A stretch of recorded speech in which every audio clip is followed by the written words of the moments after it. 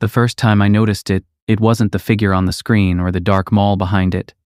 It was the camera itself, its view drifting a few degrees, like something had put a careful hand on its casing and nudged it to look somewhere else. I took the job because it sounded like the kind of night work that doesn't follow you home. It was listed under a security subcontractor I'd never heard of, a bland name with too many vowels, the kind of company that exists mostly in invoices and liability clauses. The pay was higher than it needed to be for monitoring, and the hours were simple. Midnight to 6, 3 nights a week, no patrols, no public, no customers. Sit in a room, watch camera feeds, log anything that moves, call the supervisor if you see a break-in, and otherwise, keep your head down. I told myself it was perfect, quiet money, while I figured out the rest of my life. The mall had closed 5 years earlier, though people in town spoke about it like it had been empty longer.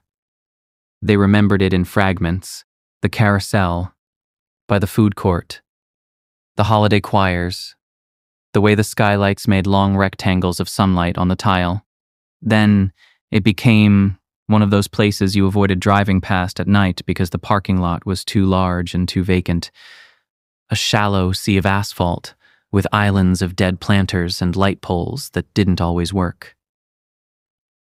The building sat just outside town, far enough that the nearest gas station was a couple of miles away and the road didn't have streetlights for the last stretch. On my first night, I drove with my windows cracked because the car heater always smelled like dust, and the air out there had that cold, metallic cleanness you only get away from houses and exhaust. The mall rose out of the dark like a ship run aground. The old sign, letters missing. The rest faded to a bruised pastel. Was lit by a single floodlight that made everything look more abandoned than it would have in daylight. The parking lot was so flat and wide it distorted distance. I kept thinking I saw movement in the far lanes, but it was only my headlights sweeping over shopping cart corrals and windblown scraps of paper. The subcontractor had given me an access code and a key card. The instructions were precise.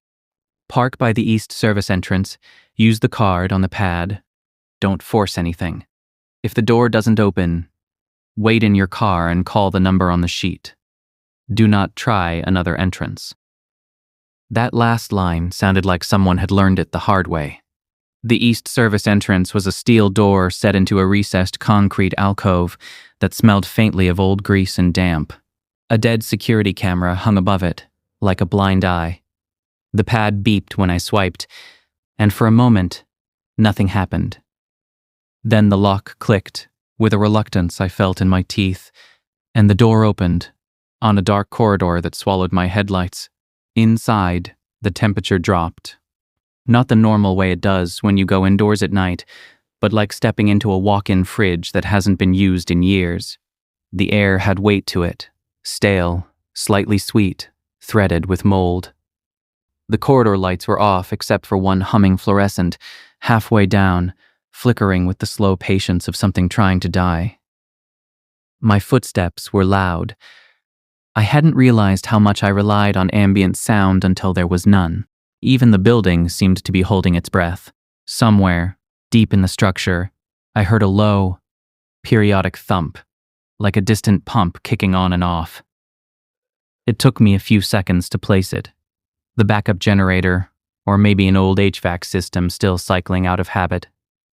The security room was exactly where the map said it would be, a converted maintenance office near the loading docks, door labeled Escurie in peeling black letters. There was a small window set into the upper half of the door, but someone had taped brown paper over it from the inside, so it looked like a blindfold. I knocked out of courtesy. The sound died fast. A voice answered almost immediately. "Yeah. Come in." Inside, the room was smaller than I expected. Maybe 10 feet by 12, and crowded with equipment. A desk bolted to the floor, a rolling chair with cracked vinyl, 2 metal filing cabinets, a microwave that looked like it had survived a fire, and along the far wall, a bank of monitors stacked in a grid, each one showing a different slice of the mall. Corridors, entrances, the empty food court, a concourse with shuttered stores. The light in the room came from the screens, and a single lamp with a bare bulb.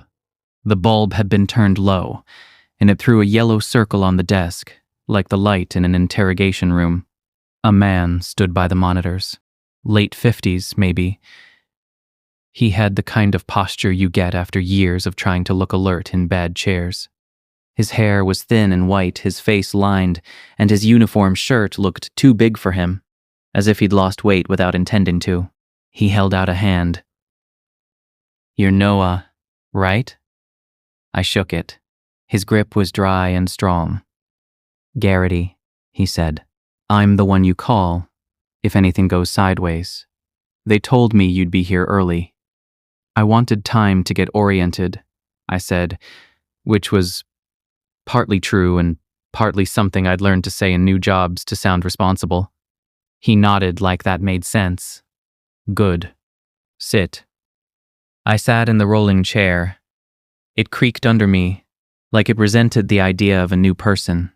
Garrity leaned on the desk and watched me for a moment, not unfriendly, but with a measuring quality that made me feel like I was being evaluated for something more specific than, "Can you monitor cameras?" On the desk was a logbook, a printed sheet of instructions, and a phone with a single line. The instructions were straightforward. Numbers to call, protocol for trespassers, how to reset the DVR if it froze. Normal stuff. Then Garrity slid a second sheet toward me. This one was handwritten. The ink was faded, and the paper looked like it had been folded and unfolded many times. "You'll get the official rundown from the office," he said, tapping the printed instructions. "This is just what we do here." I glanced down. There were no bullet points, no neat list, just a paragraph written in a tight, slanted hand. It read more like someone's attempt to explain a dream than a set of procedures. I started reading, but Garrity put his hand over the page, stopping me. "Don't study it like a test," he said. "It's not like that. It's more like you remember it when you need it." That should have been my first sign to stand up and leave. Instead, I smiled politely and said, "Okay." He removed his hand and took the sheet back, folded it, and slid it into the top drawer of the desk. "You'll probably hear things," he said, as if we were discussing the plumbing. "Building settles, pipes knock. Sometimes the generator does that hiccup thing. Don't go looking." "Right," I said. I wasn't planning to. He watched the screens again. The cameras showed stillness so complete it felt staged. The food court looked like an aquarium after the water's been drained. Tables frozen in place, chairs upended. A dead fountain in the center with pennies still visible in the basin. A corridor outside a department store was littered with paper and something that might have been leaves blown in from a broken door. "You ever work nights like this?" Garrity asked. "A few," I said. "Warehouse security, mostly. Empty buildings. This one's emptier than most," he said. "It's not just closed. You'll see." He said it like a warning, and like he didn't expect me to understand yet. He moved closer to the monitors and pointed with 2 fingers, not touching the glass. "We've got 32 cameras on this system. Some are dead, some are intermittent. Don't bother trying to fix those. Not your job." He pointed at one feed, showing a narrow service hallway with exposed conduit and a row of metal doors. "This one's the east service corridor you came in through, camera 12. It glitches sometimes. If it does that rolling thing, like the picture slides, switch off it for a minute, then come back. Don't rewind when it's doing it. I looked at him. Why not? Garrity's eyes stayed on the screen. Because it doesn't help. And because it's better not to. You'll just confuse yourself. That was the first unofficial rule. Delivered like a superstition and a policy at the same time. He tapped another feed, the main concourse, long and wide, with closed storefronts and dark skylights above. If you see movement behind a gate, don't zoom in. Don't brighten it. Just log it and switch to another camera for a while. Movement like what?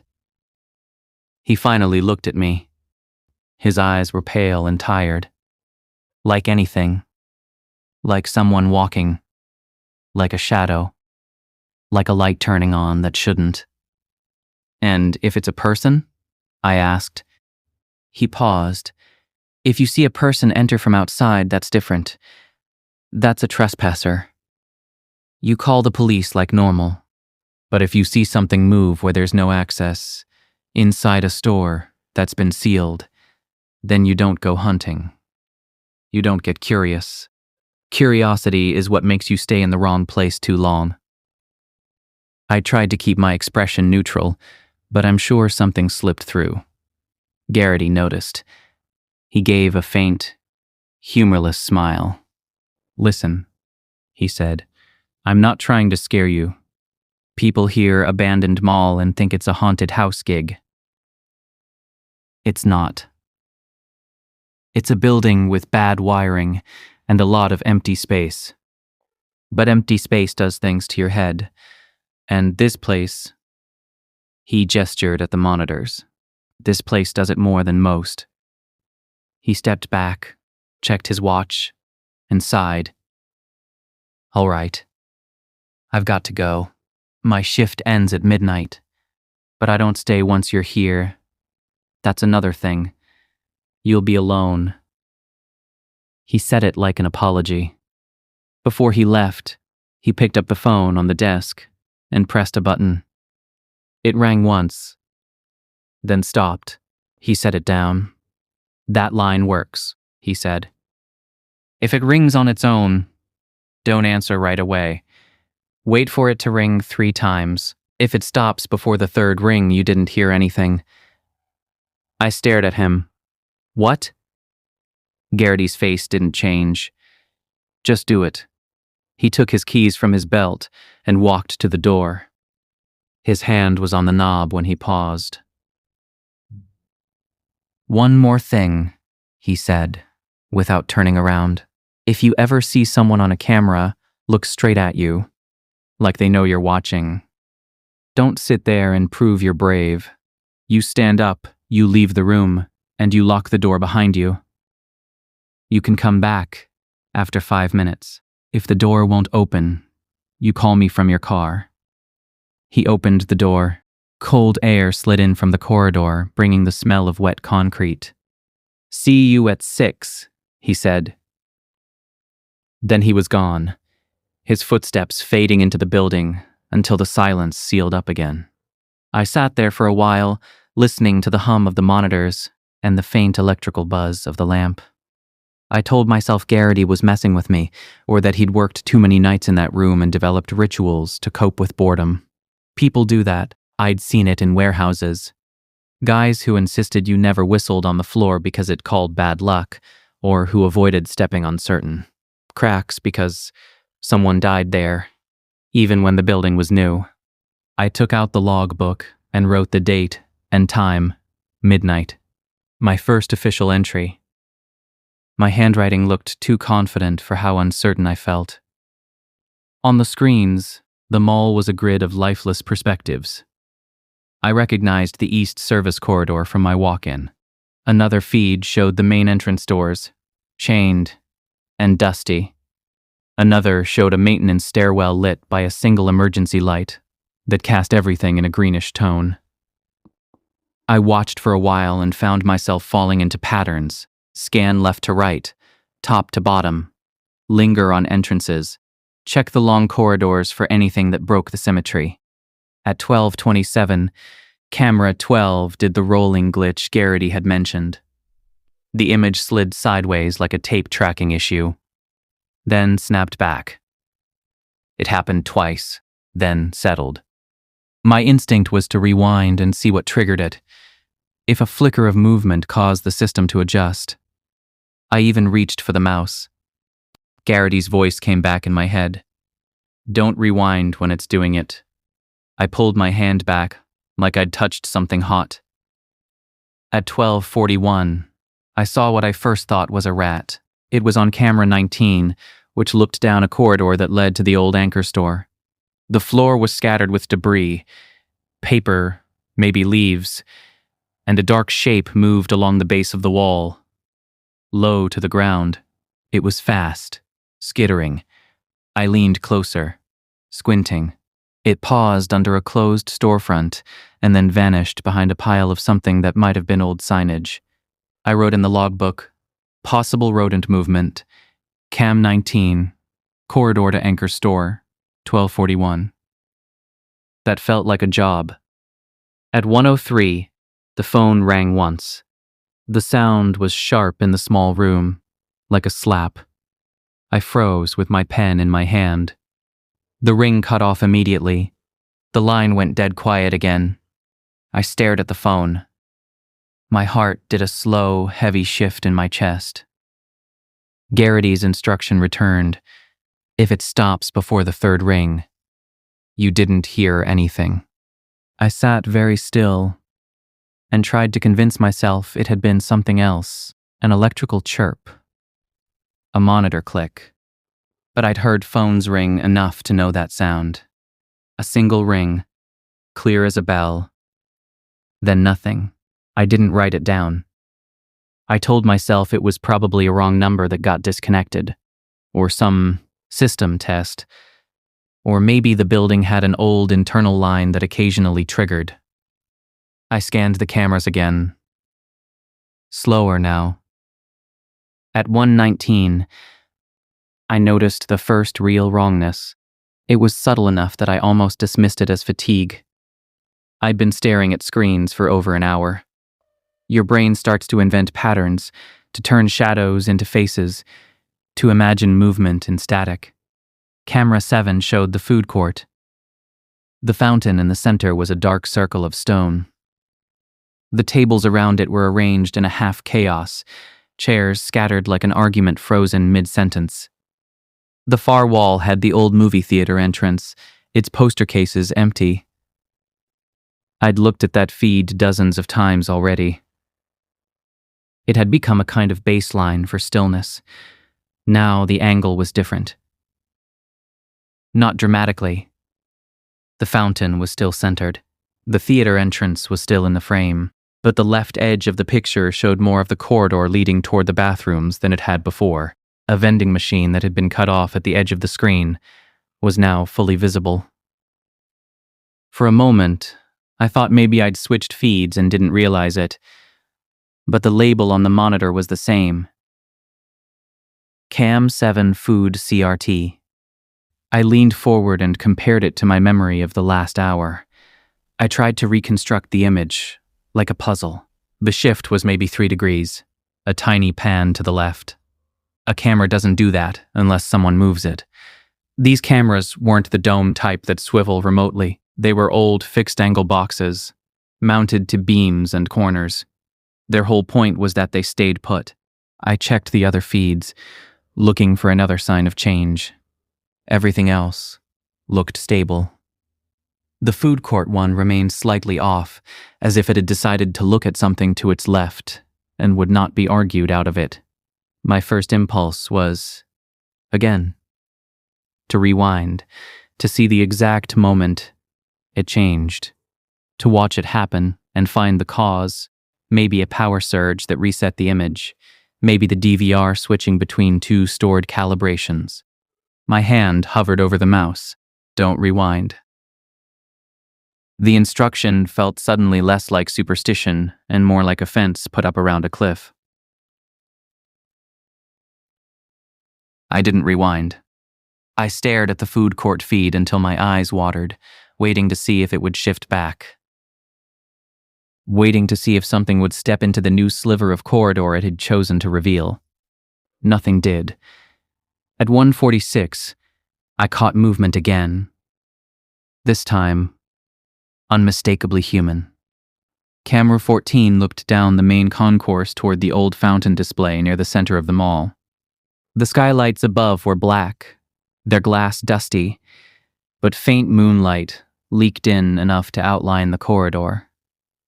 The stores on both sides were gated, their metal grills pulled down like teeth clenched shut. A figure moved at the far end of the concourse, crossing from right to left. It was too far away to see details.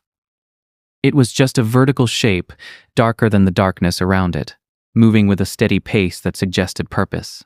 My body reacted before my brain did. I sat up straight. My skin tightened. Trespasser, I thought. Someone got in. I checked the entrance cameras. The front doors were still chained. The service entrance I'd come through showed an empty corridor. The emergency exit by the loading dock was closed. No movement, no door swing, no light. I went back to camera 14. The figure was gone, swallowed by the shadow of a side corridor. I switched to the camera that covered that corridor. Empty. I switched to the next camera down. Empty. My mind scrambled, trying to keep up. If a person was inside, they had to be somewhere. The mall was big, but the cameras covered the main arteries. I flipped back to camera 14. The concourse was still. The far end looked like a mouth closed on darkness. I told myself I'd imagined it.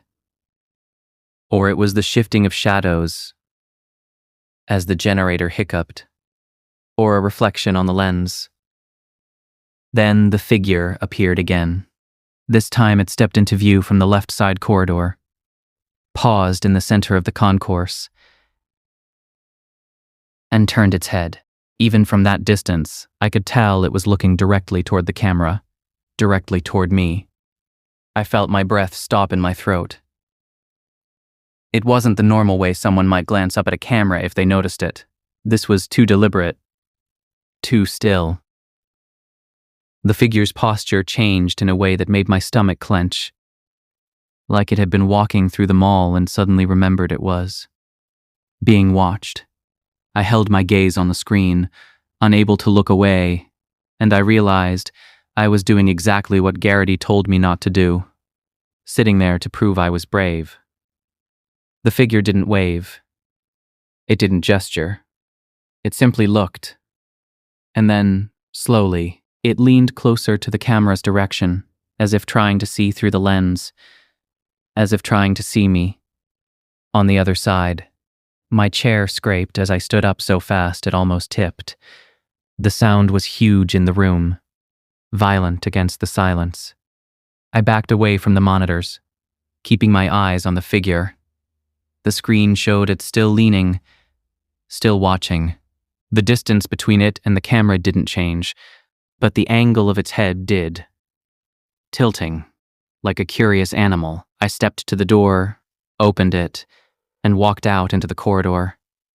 The air outside was colder. The flickering fluorescent down the hall seemed brighter now, harsh and clinical. I pulled the door shut behind me and turned the lock. My hand shook slightly on the key. In the corridor, I listened. No footsteps, no voices, nothing. The building held its silence with a stubbornness that felt personal. I stared at the brown paper taped over the window. It blocked the view into the security room, but it also made me feel like something could be on the other side, pressed against it, waiting. 5 minutes, Garrity had said. I looked at my watch. My pulse thudded slow and heavy. I waited. At first, the waiting made me feel foolish. The rational part of my mind insisted I was letting a tired old man's rituals infect me. I could walk back in, sit down, and see the figure gone. I could tell myself it had been a trespasser who noticed the camera and moved on. I could call the police if I needed to, But another part of me, the part that had reacted without thinking, held me in place. After 2 minutes, I heard a faint sound from deeper in the mall. It was not loud. It could have been the building settling. It could have been a pipe knock. It sounded like someone exhaling in a long, controlled breath. I went still, my entire body listening. The sound came again, farther away this time, as if the exhale had moved. The hairs on my arms lifted.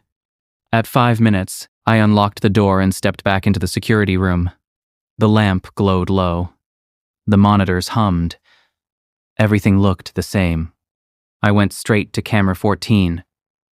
The concourse was empty. I checked the side corridor cameras. Empty. I checked the entrance cameras again. Still chained.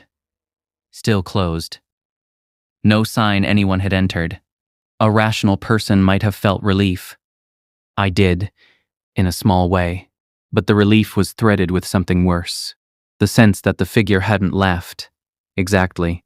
It had simply stepped out of view, like someone stepping behind a curtain during a game. I sat down and forced myself to write an entry in the logbook. My pen hesitated. What do you write? Saw a figure that looked at the camera, and then vanished? That sounded like hallucination. That sounded like the kind of thing that gets you quietly removed from a job. I wrote, possible trespasser sighting, Cam 14, main concourse, 146-147. No entry point observed. Will continue monitoring. It was as close to the truth as I could make it while still sounding sane. I kept watching.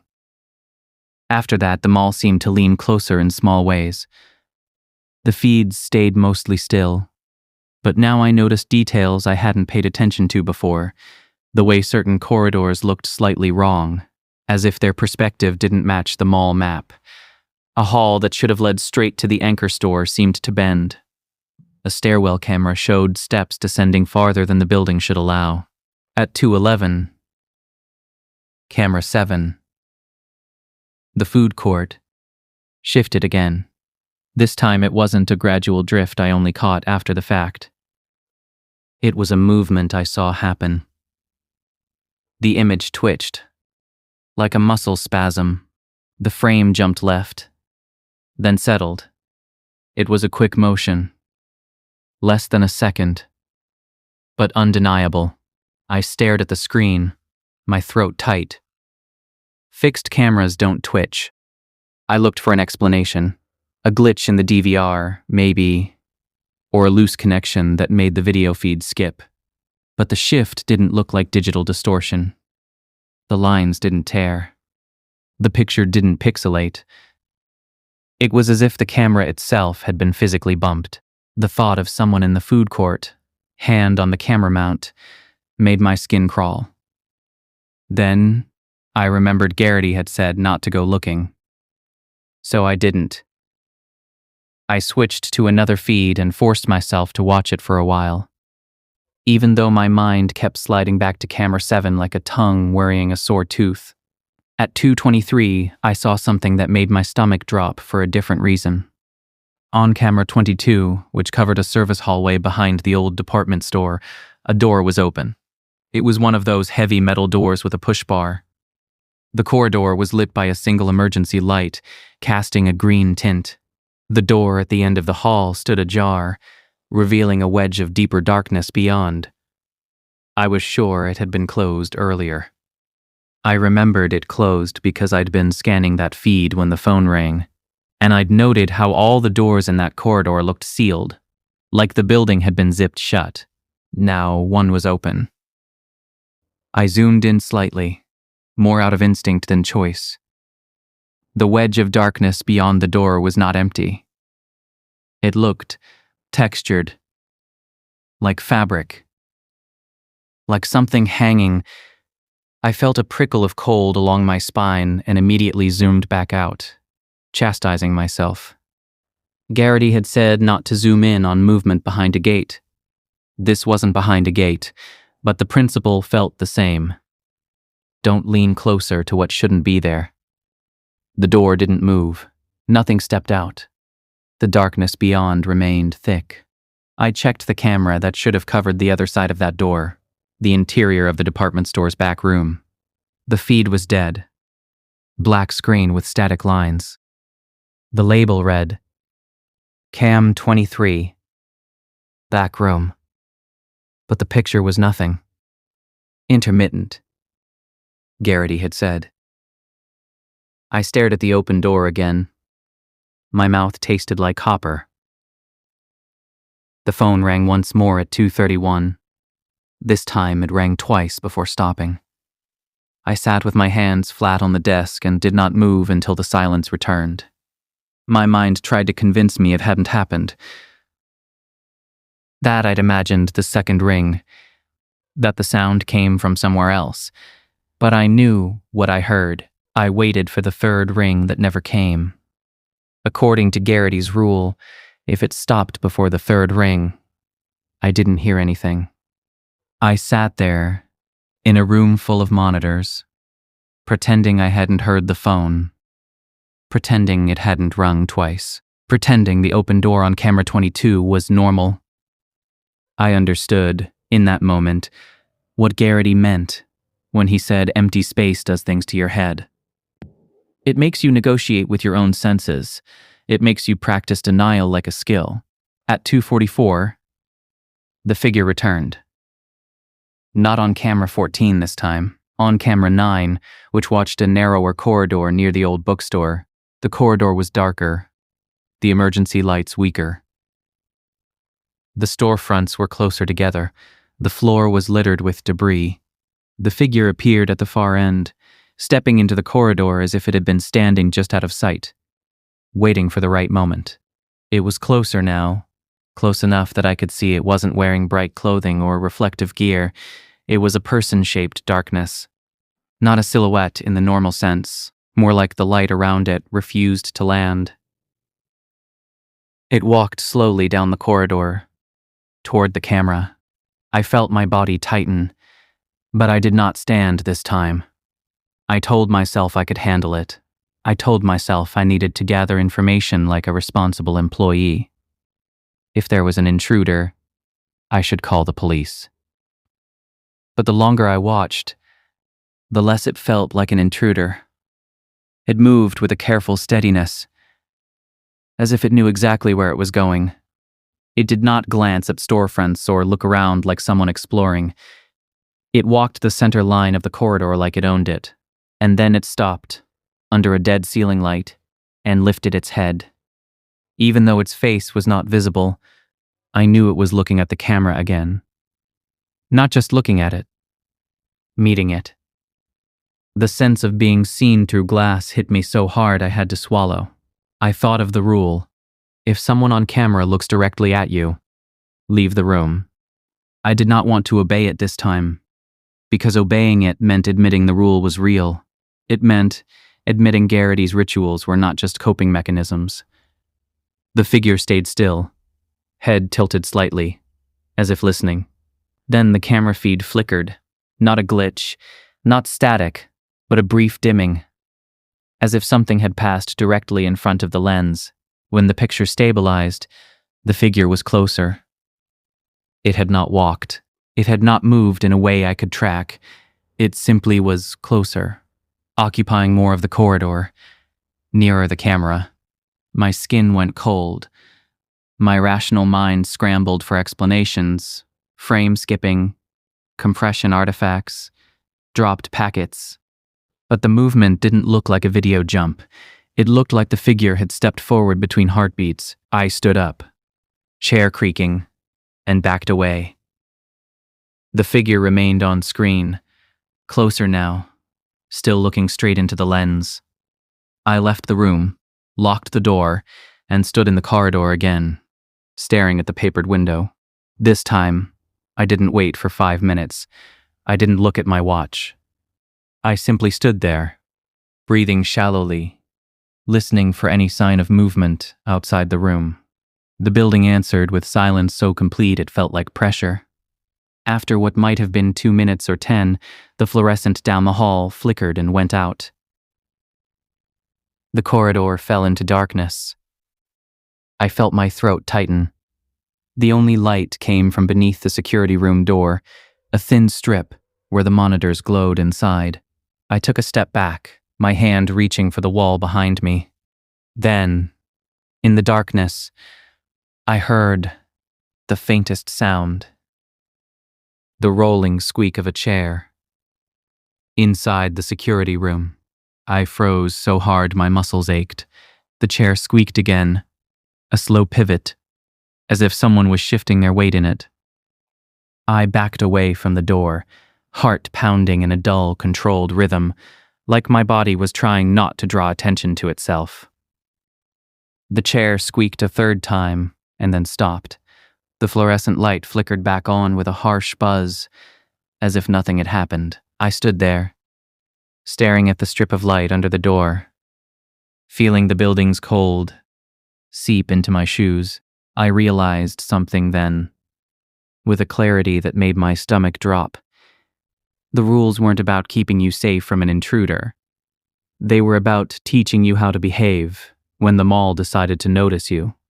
When I finally went back into the room, the chair was exactly where I'd left it, facing the monitors.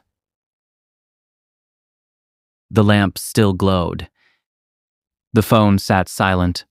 The camera 9 feed showed an empty corridor. I sat down slowly, my hands trembling just enough that I had to curl them into fists to steady them. I looked at the logbook and forced myself to write something, because writing was a way of anchoring reality.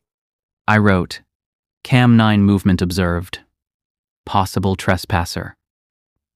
Subject approached camera, then feed returned to normal.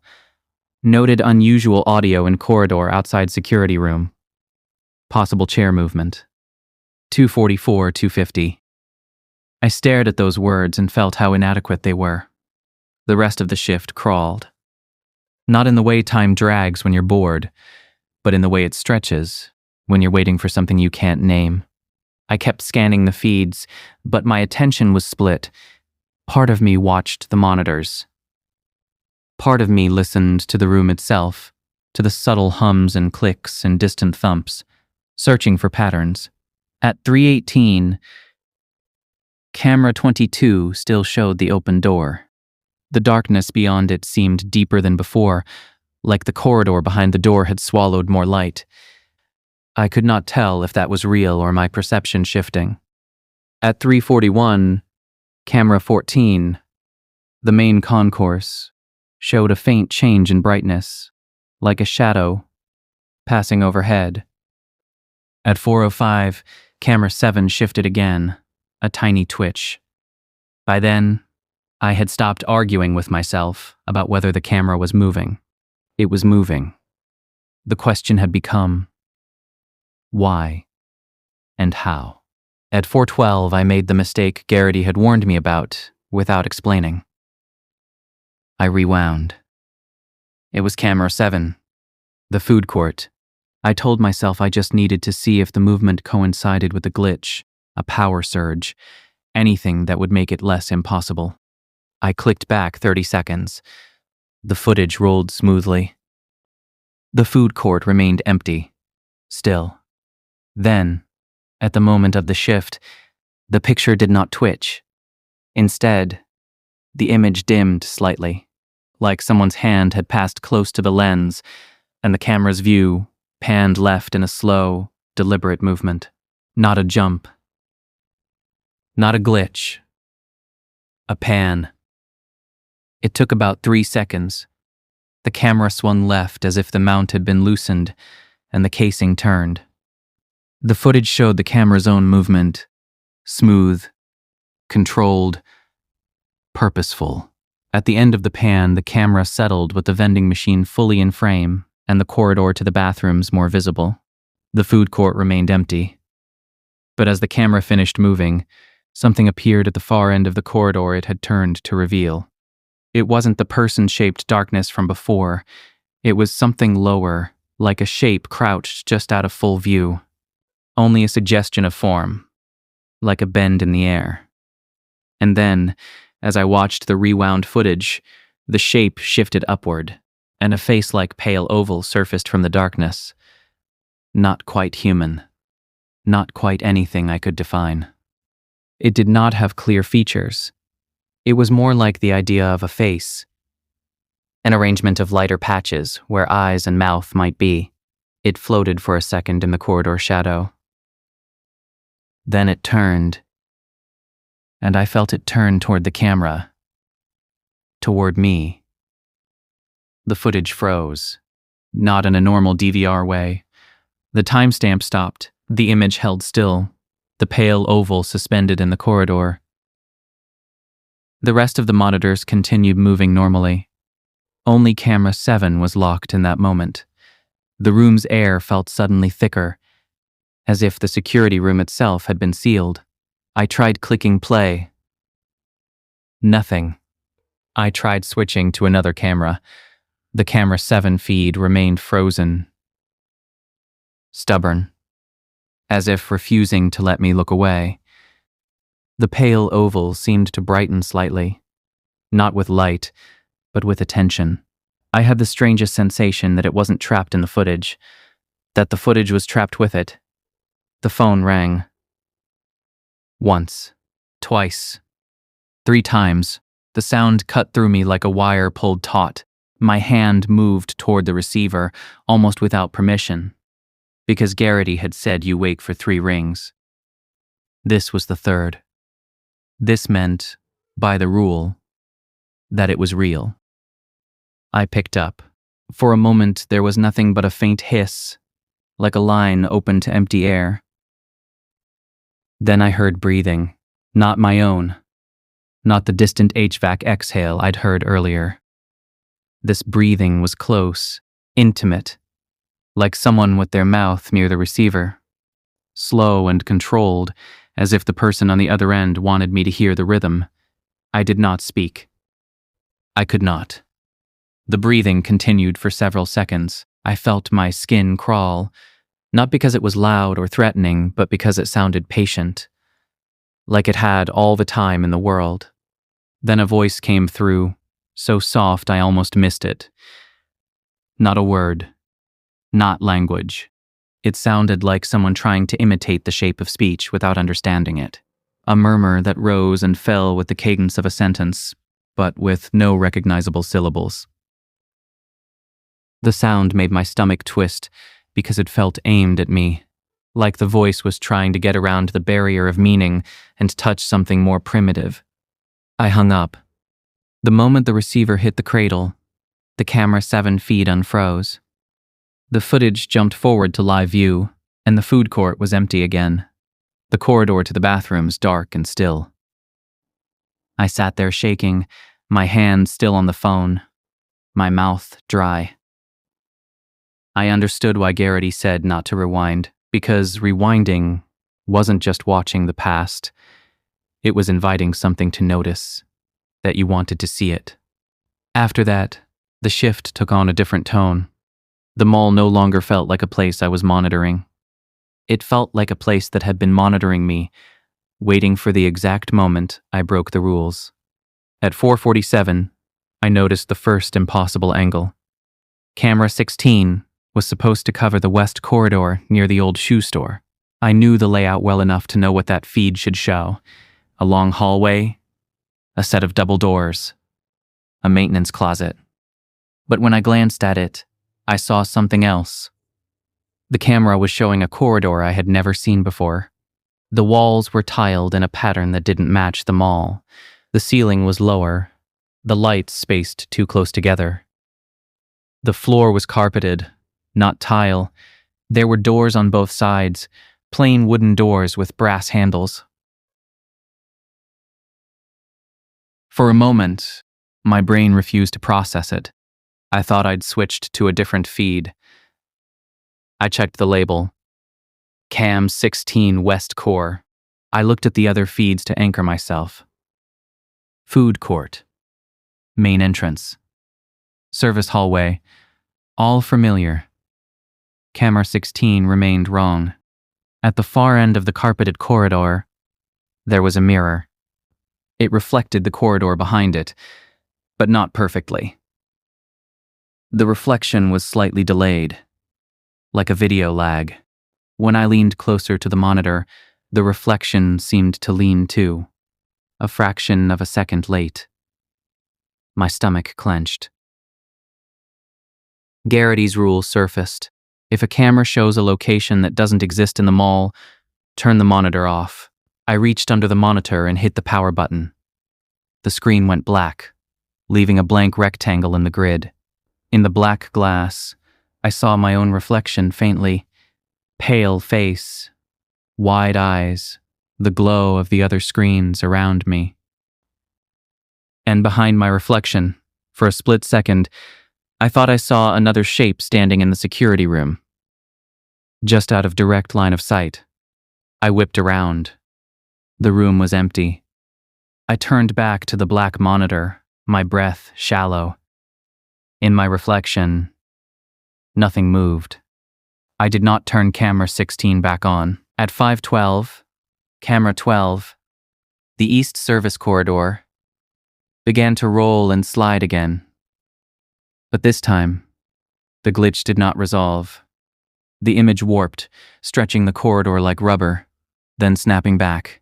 The fluorescent light in that hallway flickered in the feed, even though the real corridor light outside the security room was steady. I felt the building's unreality, pressing closer.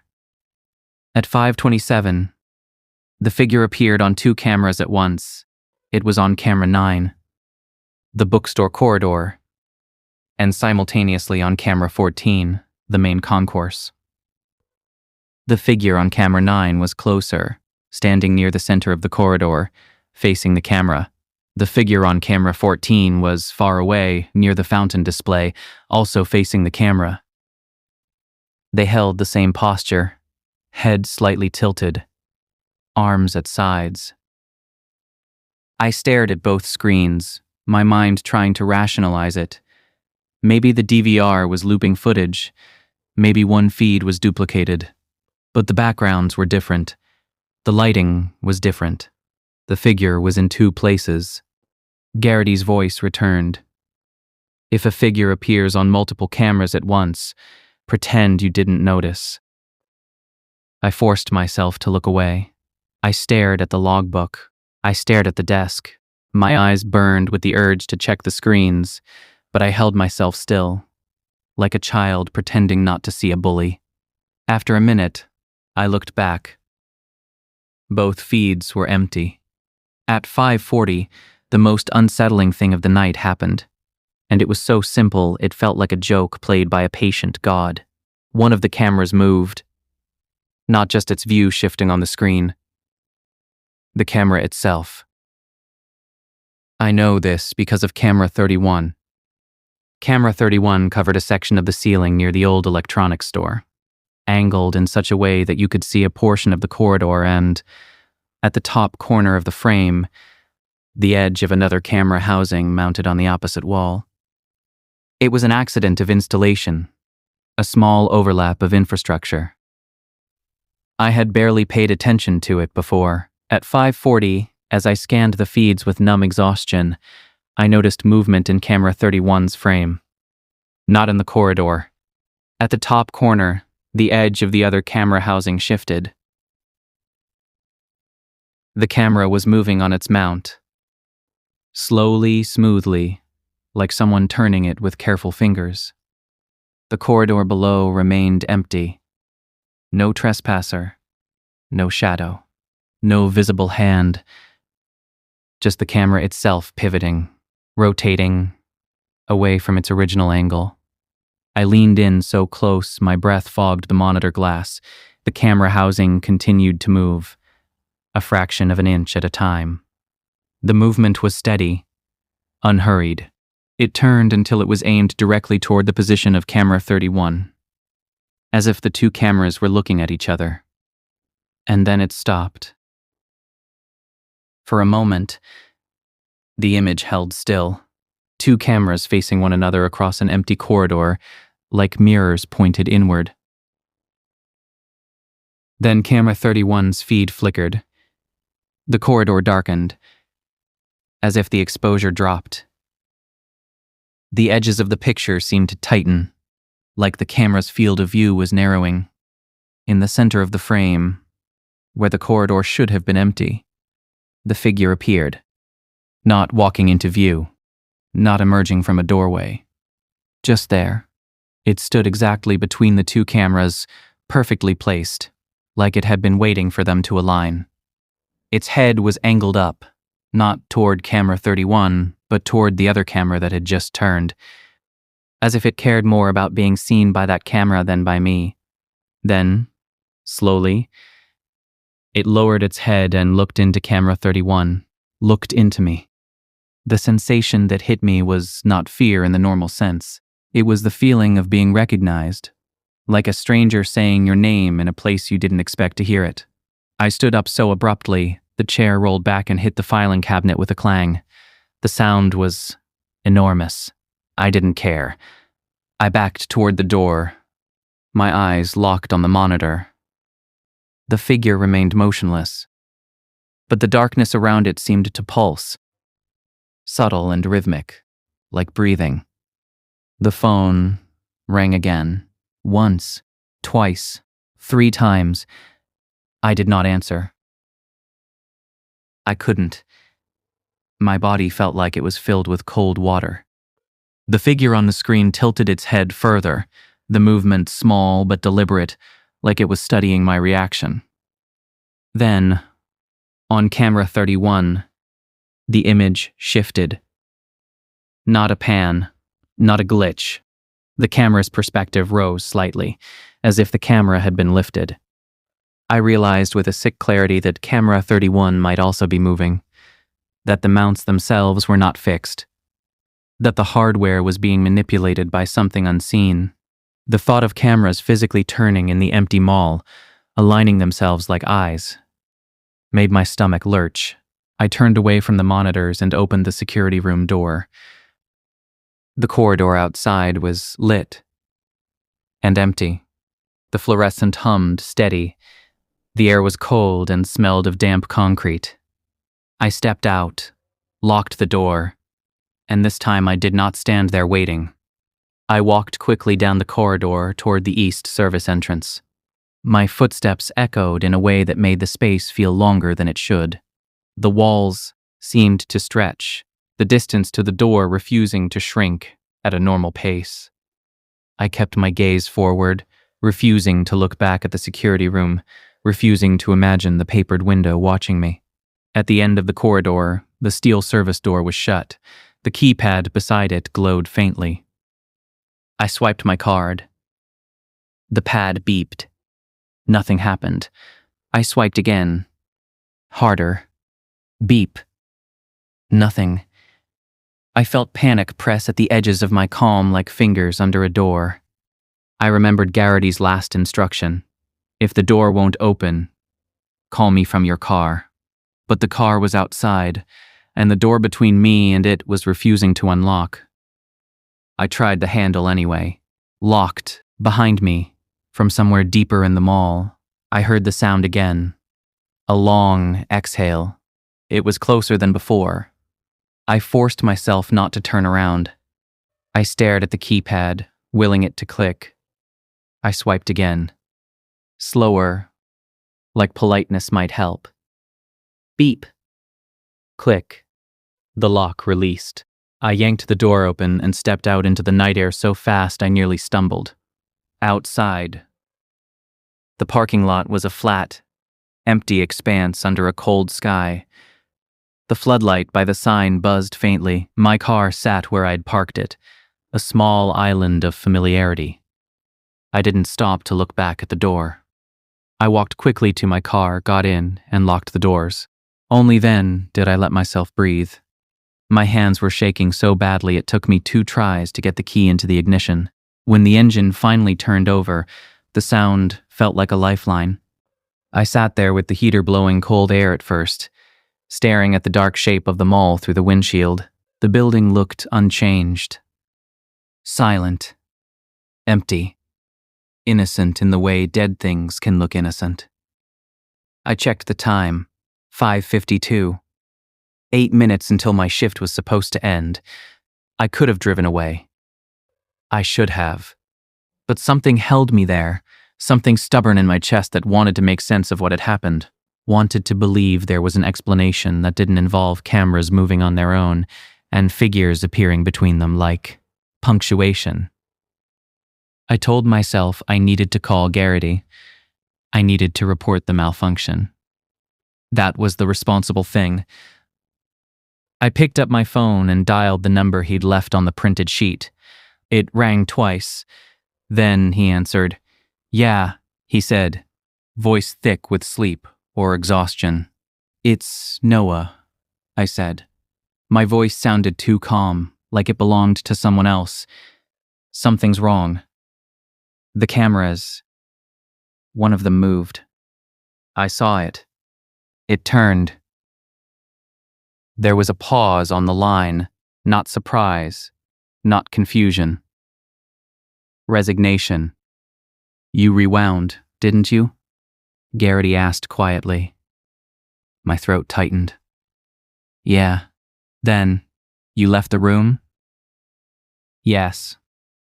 "You get out of the building." "I'm in my car." "Good," he said. His voice softened slightly. "Good. Don't go back in." "I have to finish the shift," I said automatically, as if the schedule mattered. "No," Garrity said. "You don't. Not tonight. You did what you could. You saw what you weren't supposed to see."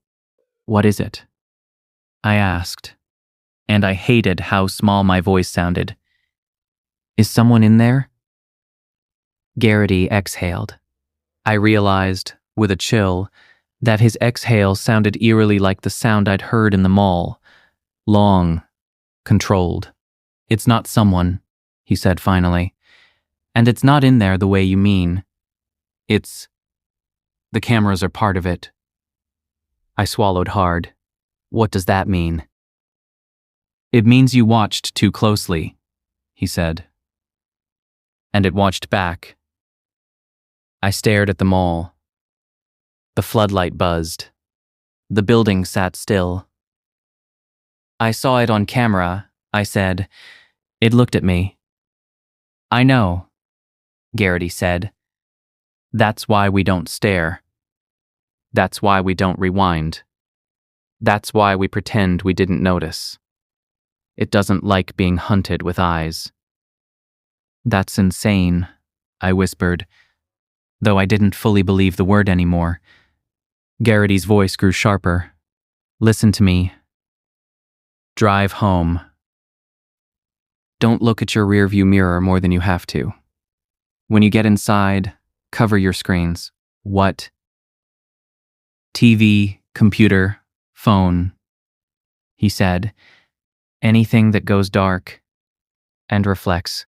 Cover it or turn it face down.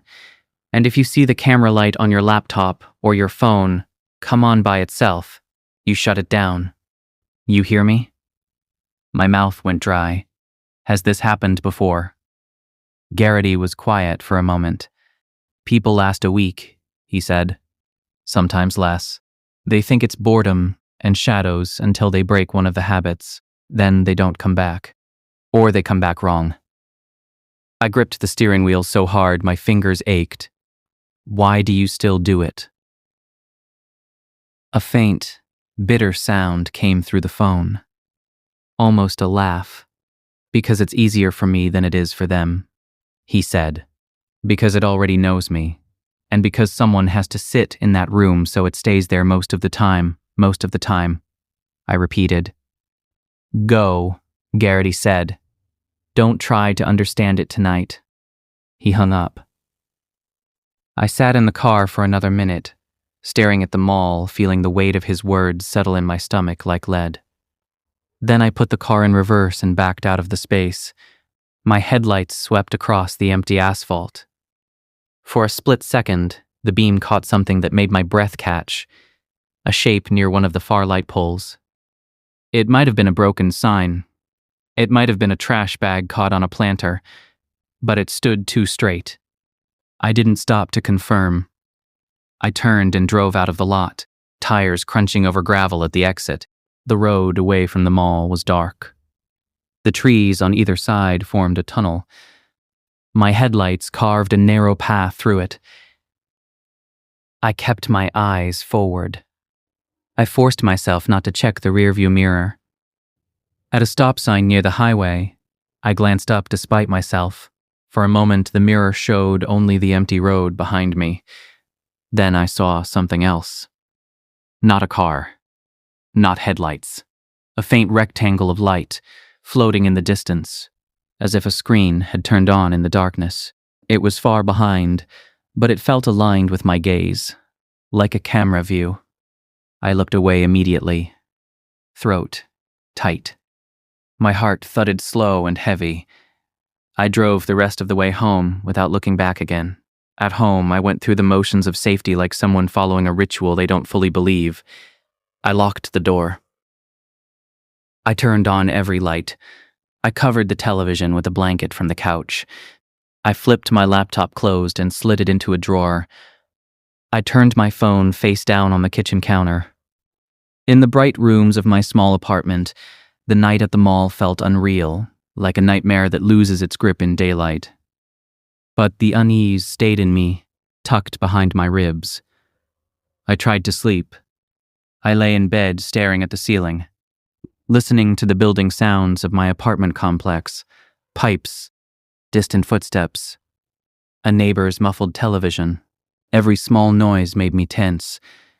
Around 7 a.m, exhausted, I finally drifted into a shallow sleep. I dreamed of corridors. Not the mall corridors exactly, but long carpeted hallways, like the one on camera 16. Doors on both sides, identical. Brass handles, a mirror at the end. In the dream, I walked toward the mirror, and my reflection lagged behind my movements by half a second.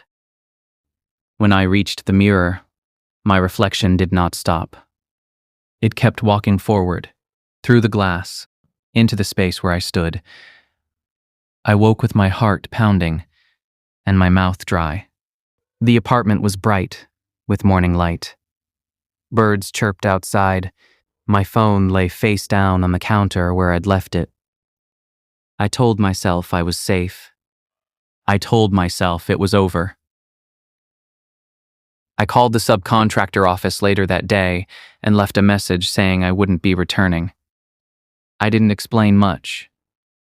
I said there was an equipment issue and I felt unsafe. I expected them to argue, to threaten my paycheck, to demand I come back and finish my contract. No one called me back. That should have been comforting. Instead, it felt like confirmation that they already knew. Over the next few days, I tried to return to normal life. I went to the grocery store. I met a friend for coffee. I answered emails. I did all the things you do to prove you are still part of the ordinary world. But the feeling of being watched stayed. It was subtle at first, like the residual paranoia after a scare. I would catch myself glancing at ceiling corners, at smoke detectors, at the dark circle of a security camera outside a bank. Then it became more specific. Whenever I passed a store window at night, I felt my reflection watching me from the glass with a delay. Like the dream, whenever my phone screen went dark, I felt a pressure in my chest, an instinct not to look too closely at the black surface. I started keeping my phone face down all the time. A week after the shift, I woke up to a notification sound at 3 a.m. My phone was on the nightstand, face down. I hadn't touched it. The sound was a soft click chime, the kind of alert you get when a camera activates. I froze under the blanket, staring at the dark outline of the phone. The room was quiet. My breathing sounded loud. I reached out slowly and flipped the phone over. The lock screen glowed,